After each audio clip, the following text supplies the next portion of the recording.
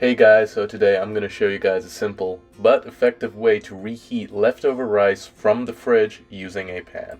You do not need a microwave for this or a steamer, so this is perfect if for any reason your microwave no longer works. All you'll need is a pan and some water. First up, you're going to want to take your leftover rice out from the fridge, turn the heat to a medium or medium low. You don't want to burn the rice.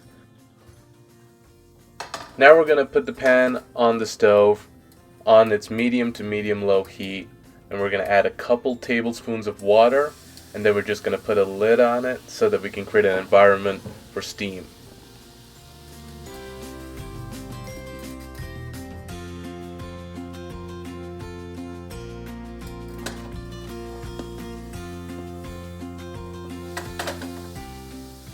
When it's time to add the rice in, make sure that there's not that much water inside the pan. Again, you don't want this mushy, so extra moisture will make it mushier and it's going to clump together, and you don't want that. So once there's very little water in the pan, take the lid off and then add the rice in.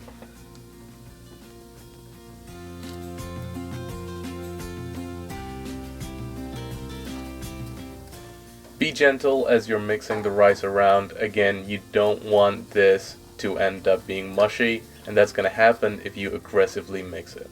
Try to move it around with your spatula, shake it around in the pan, or fold it over.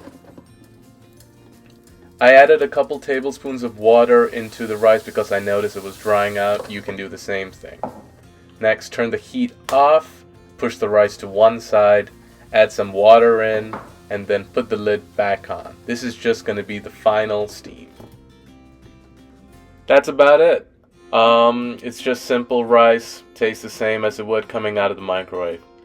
Hope this video was helpful. Do leave a comment, share, subscribe. Have a great day.